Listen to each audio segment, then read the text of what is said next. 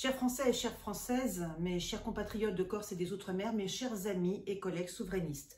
En tant que présidente des souverainistes, je viens de lire avec inquiétude la tribune de Pierre Schill, chef d'état-major de l'armée de terre, parue dans Le Monde ce mercredi 20 mars 2024. Même si ce général d'armée, Pierre Schill, a effectué un très brillant parcours militaire et académique, sa tribune dans laquelle il affirme, suite aux propos irresponsables et belliqueux du président Macron, que, je le cite, « la France a la capacité d'engager en coalition une division soit environ 20 000 hommes dans un délai de 10 jours et qu'elle s'est dotée de moyens de commander un corps d'armée en coalition jusqu'à 60 000 hommes dans le conflit russo-ukrainien » interpelle. Je me permets de rappeler au général d'armée Pierre Schill que l'accord bilatéral que le président Macron a signé avec M. Zelensky le 16 février 2024 pour une durée de 10 ans est parfaitement illégal. Cet accord viole délibérément la Constitution française et en particulier l'article 53 qui stipule que les accords relatifs à l'organisation internationale et ceux qui engagent les finances de l'État ne peuvent être ratifiés qu'en vertu d'une loi. Même si le président de la République est le chef des armées, en vertu de l'article 15 de la Constitution française, il n'a pas le droit de signer un accord bilatéral de sécurité avec un pays tiers sans l'aval du Parlement français. Il n'a pas le droit de prélever 3 milliards d'euros sur le budget de l'État et de les donner à M. Zelensky en vertu d'une aide militaire inconséquente sans le vote d'un budget rectificatif à l'Assemblée nationale. Il n'a pas le droit de signer un accord bilatéral de sécurité qui engage la France alors que la France ne dispose d'aucune identité juridique. Il n'a pas le droit d'exporter des matériels de guerre, des armes, des camions, des munitions vers des pays étrangers à l'Union européenne puisque l'Élysée ne possède aucune licence d'exportation d'armes à feu.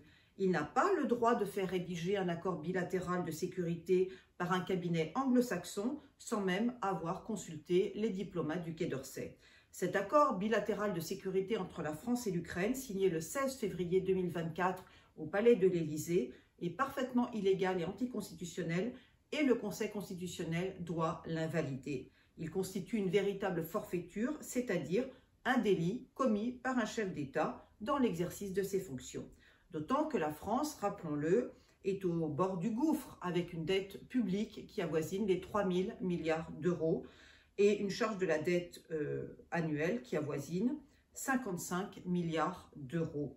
Qui est responsable de ce bilan financier catastrophique? Eh bien, notre Mozart de la finance, l'inventeur du quoi qu'il en coûte et du chèque en blanc. Aussi, il paraît indigne et totalement incompréhensible que le chef d'état-major des armées de terre, le général d'armée Pierre Schill, veuille engager des troupes françaises dans un conflit qui ne nous concerne pas.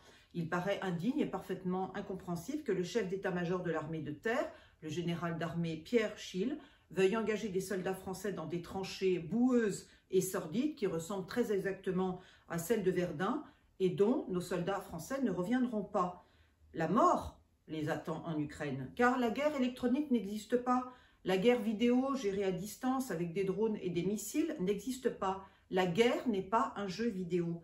Derrière toute guerre, il y a des combats urbains, il y a des corps à corps meurtriers, il y a des fusillades sanguinaires, il y a des destructions de biens et d'immeubles, mais plus encore, il y a des morts, il y a des blessés, il y a des traumatisés, il y a des veuves, il y a des orphelins.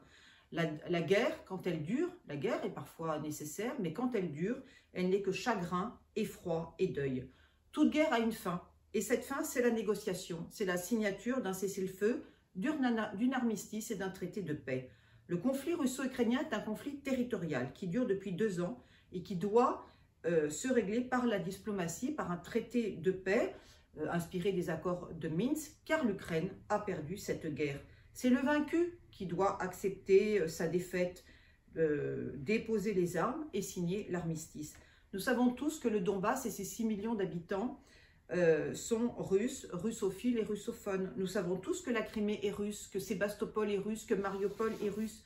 Il est stupide de vouloir redonner ces vastes territoires à Kiev alors que les populations ont clairement affirmé par référendum et en élisant Vladimir Poutine à une large majorité leur russophilie.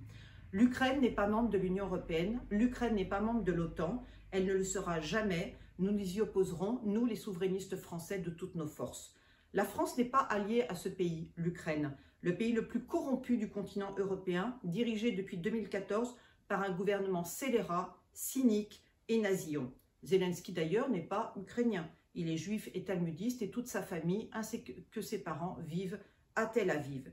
Il est urgent que le gouvernement israélite rappelle Zelensky qui est son ressortissant et le ramène à Tel Aviv auprès de ses parents. Zelensky a été mis au pouvoir par les mondialistes et les Américains pour vassaliser le pays, pour exproprier les agriculteurs ukrainiens, pour acheter à bas prix des terres agricoles extrêmement fertiles, pour installer des laboratoires secrets et des cliniques à GPA, pour déchristianiser l'Ukraine à vitesse grand V, pour mener une guerre stupide et coûteuse à la Russie, pour l'affaiblir. Or, cette guerre n'a fait que renforcer économiquement la Russie et n'a fait qu'affaiblir l'Union européenne des 27. Il est urgent que M. Zelensky soit exilé à Tel Aviv et que de nouvelles élections démocratiques soient organisées en Ukraine pour élire un nouveau président chrétien, russophile, russophone et parfaitement ukrainien. La France n'est pas l'ennemi de la Russie, nous le savons tous et toutes. Et tous nos compatriotes saluent la victoire électorale de Vladimir Poutine, réélu brillamment président de la Fédération de la Russie pour un nouveau mandat de 6 ans, ce dimanche 18 mars 2024. Quelle belle victoire, tant méritée, tant attendue et si légitime. Je sais que certaines garnisons françaises accueillent depuis plusieurs mois des civils ukrainiens, des hommes et des femmes de tout âge, des pères et des mères de famille parfaitement naïfs et crédules pour leur apprendre en quelques jours le maniement des armes, tout en sachant pertinemment que ces personnes n'ont strictement aucune chance de survie face à l'armée ultra-professionnelle de la Fédération de la Russie. C'est la chair à canon de Zelensky que nous accueillons actuellement dans certaines de nos garnisons françaises. La Macronie a du sang sur les mains, je vous le dis, et le chef d'état-major de l'armée de terre ne doit pas être complice de cette infamie et de ce vaste scandale. L'obéissance est légitime, elle est nécessaire et obligatoire au sein des armées françaises. Mais l'obéissance n'est pas la servilité. La vie de nos soldats français n'a pas à être sacrifiée pour Zelensky le corrompu, pour Zelensky l'infâme. Il faut que le général d'armée, Pierre Schill, comprenne que la Macronie instrumentalise le conflit russo-ukrainien pour obéir à ses commanditaires qui sont tous étrangers, pour entretenir un narratif belliqueux, pour occuper les médias français outrageusement subventionnés par la Macronie, pour masquer sa vaste incompétence sur la gestion calamiteuse de l'État et sur la dette publique, pour maintenir l'omerta sur les 13 problèmes qui préoccupent les Français et les Françaises au quotidien. La baisse du pouvoir d'achat, l'inflation spéculative, la submersion migratoire, la délinquance islamique, le trafic de stupéfiants, la chute du niveau scolaire, l'inquiétante dénatalité, le libre-échange économique, la paupérisation des plus pauvres, les faillites d'entreprises, la bureaucratie tentaculaire, la déliquescence de l'État-providence et la fraude sociale massive. Notre ennemi, ce n'est pas du tout la Russie. Notre ennemi numéro 1, c'est la 5e colonne islamiste qui gangrène le 9-3, qui gangrène les quartiers nord de Marseille, ma très chère ville natale que je salue, qui gangrène une grande partie de nos lycées et de nos services publics et qui menace nos frontières métropolitaines.